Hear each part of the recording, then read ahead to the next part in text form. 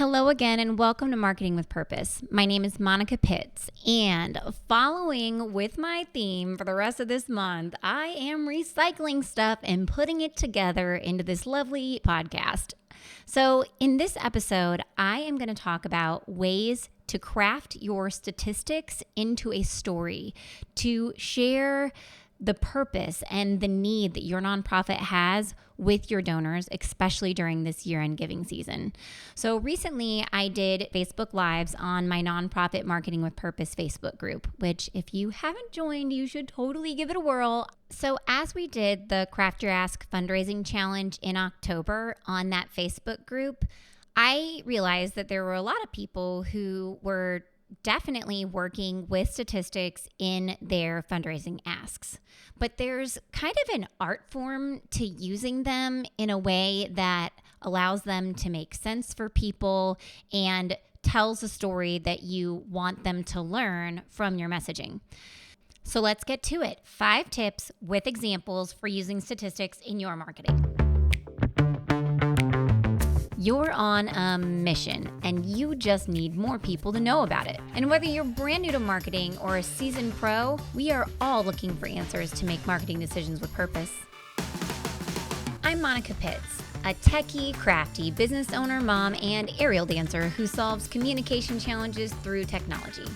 This podcast is all about digging in and going digital. I'll share my marketing know-how and business experience from almost 20 years of misadventures. I'll be your backup dancer so you can stop doubting and get moving towards marketing with purpose. I have just one public service announcement before we get started, and I'm calling it a public service announcement because I really believe that some of you guys would absolutely benefit from this particular service, or rather thing. Maybe we'll call it a product. Either way, so really what it is a year-end giving email schedule and templates. You can shave hours off your to-do list with this complete set of fill-in-the-blank year-end giving email templates. And they even come complete with an on-demand training video on best practices for sending your emails. So hop on over to makecreate.com/year-end emails and download them right now for $7.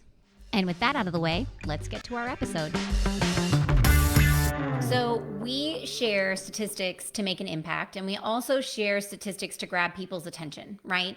And we are grabbing people's attention to make an impact on them, right? To change their mind about something, to show them a need. Okay, so here's the deal. If we share too many, then we're going to overwhelm people. And if you don't share them in a way that's very easy for them to consume, then you miss the opportunity to make the impact that you're going for. Okay, so the goal with your statistics is to make people think, wow, there's a need. And depending upon the point that you're trying to make, you might want them to think, wow, that's a lot. You might want them to think, wow, that's not very much. Or maybe, wow, that's almost the same. But either way, we just want them to take a breath and go, whoa, right? Okay, so how do you do that? So the first thing that I want you to do is I want you to keep your statistics close together in your content, or remind them of one that you listed earlier if you're going to list one for comparison.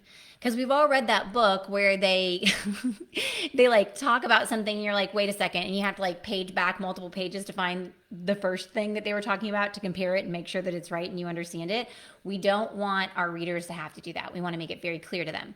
So I'm going to give you an example. Thank you to the Spay Neuter Project, because I'm going to use your stuff as an example. So in 2020, Spay Neuter Project has already completed 2,196 spay neuter surgeries, even though we were closed for almost all of April, and for 3 months, we did not have a full-time veterinary surgeon. For the same period in 2019, we completed 2,307 surgeries. Okay, so when I used those stats that far apart, I don't see that impact nearly as much as if I said in 2020, we did 2,196 surgeries so far compared to 2,307 in all of 2019, right? And then I ask myself, should they be listed chronologically? I guess that's really up to you. Like in this case, it could be good. Like I might do it. I would try it both ways and then just see which one feels best to you. All right, so the next thing I want you to do is I want you to look at those exact same numbers and I want you to try to make it as apples to apples as possible. We want to use these numbers to really communicate what we want people to hear, right? So in this case, I feel like we could take the numbers and we could spin them into a monthly average. So in 2019, we did an average of 192 surgeries per month, while in 2020, we performed an average of 244 surgeries per month. Even when you just make those numbers a little bit smaller, they're easier to consume, right? Now I want you to think through the data and I want you to change it to make it as concise as possible. I would definitely share the first things that we just shared, right? The number of surgeries per month, because that's like the base of the fact that we're trying to share. Now we want to like just drive it home by giving them a percentage that's super easy for them to think about, that they don't have to like do math in their head, right? Because I'm not a good mathematician, and I would be like, well, how big of a difference is that? Like, I mean 100 versus 200. I mean, but the first one was almost 200. Anyway, okay. So tell them the change that you want them to know as concisely as possible to make your point after sharing the data, like a percentage that they can understand. So in 2019, we did an average of 192 surgeries per month, while in 2020, we performed an average of 244 per month. That is a 27% increase. See how you didn't have to think about that? Aha. Okay, so now, next, I want you to give them a visual, because you can give them a visual even in your letter, right? So you can give them a chart, you can give them an infographic, then they can see it. They don't even have to think about this number. You can say it, but you can show them. And put a caption underneath the graphic so that way if they never read your paragraph, they still get your point, right? And give it a title so that way they know what you're talking about.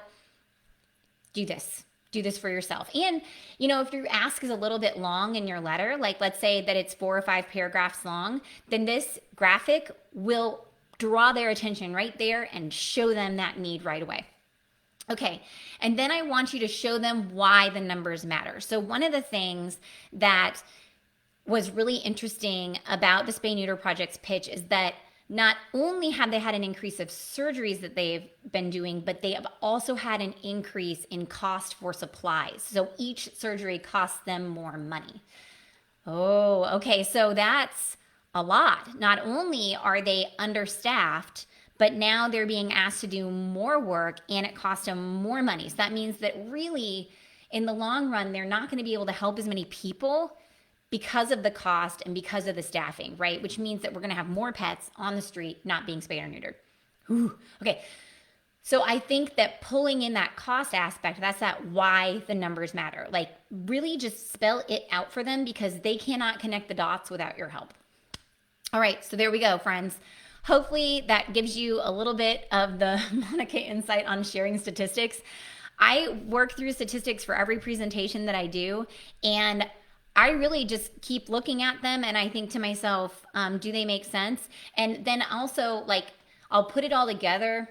I'll let it sit for a day or two and then I go back to it and I look at it again. And if I don't just right away go, whoa, then they're not ready yet. And you can do the same thing because you got plenty of time because you got started planning early. Now, before I let you go, I want to remind you one more time about the opportunity to download the year-end giving email schedule and templates for $7. Now, you know that you need to send year-end giving emails. And well, actually, maybe you don't know because some people think that emails are super old school. But I want to tell you what I know. My company, Make Create Design, is the marketing arm for Como Gives, which is our community's year-end, month-long online giving campaign. It supports 142 nonprofits. It's ran by the Community Foundation of Central Missouri. And I know that 1 in every 6 email visitors donates, but only 1 in 20 social media visitors donate on ComoGives.com. And I also know that the average donation for an email is $273, but the social media visitors only average 107. That is 134% more. So I figure we all need more donations. So we need to lean into what works. So lean into email this year. Just give it a try. Send these emails to your supporters. Ask them for donations the good old-fashioned way. I mean, isn't that weird that I just said emails old-fashioned? Either way, if it is to you or if it's not, these will really help you get started. You can just fill in the blanks and copy-paste, and you'll be on your way to more donations this year-end giving season. Download them now at MakeCreate, MayeCreate.com/year-end emails. And that, my friends, is all I have for you today. Thank you so much for joining me on this episode of Marketing with Purpose. My name is Monica Pitts. Now, go forth and market with purpose.